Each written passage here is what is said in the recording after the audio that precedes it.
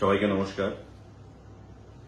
কিছুক্ষণ আগে আমরা দেখতে পেলাম যে আলোর উৎসব দীপাবলিকে কেন্দ্র করে উদয়পুর মাতাবাড়ি স্থিত কিছু এলাকায়, বিশালগড়, আগরতলা বা বিভিন্ন এলাকায় কিছু বড় ফ্ল্যাক্স লাগানো হয়েছে, যার মধ্যে আমাদের 51 শক্তিপীঠের অন্যতম শক্তিপীঠ মাতা ত্রিপুরা সুন্দরী ছবি এবং মন্দিরকে ফ্ল্যাক্সের নিচের অংশে রাখা হয়েছে এবং উপরের অংশে প্রধানমন্ত্রী, মুখ্যমন্ত্রী এবং পর্যটন মন্ত্রী হিসেবে আমার ছবি লাগানো হয়েছে।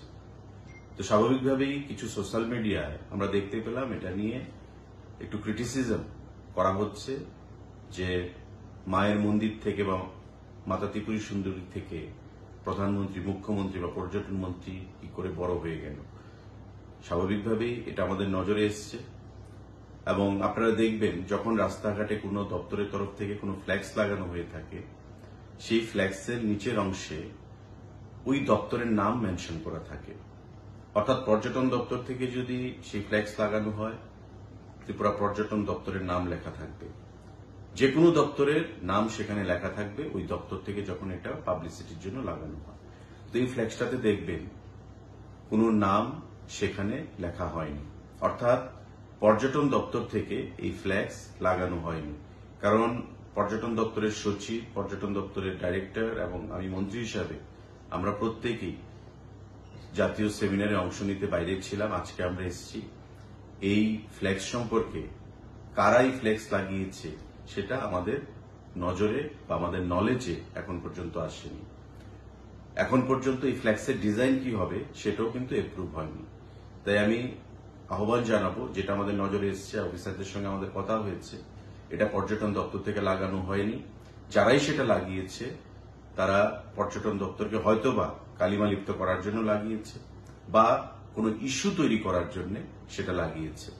আমি আপনাদের সকলের কাছে আহ্বান জানাবো যে মাতা ত্রিপুরা সুন্দরীর প্রতি যে শ্রদ্ধা, ভক্তি আমাদের রাজ্যবাসী বা প্রধানমন্ত্রী বা মুখ্যমন্ত্রী বা আমাদের প্রত্যেকের, সেটা নতুন করে কাউকে বোঝাতে হবে না বা বোঝানোর প্রয়োজন নেই।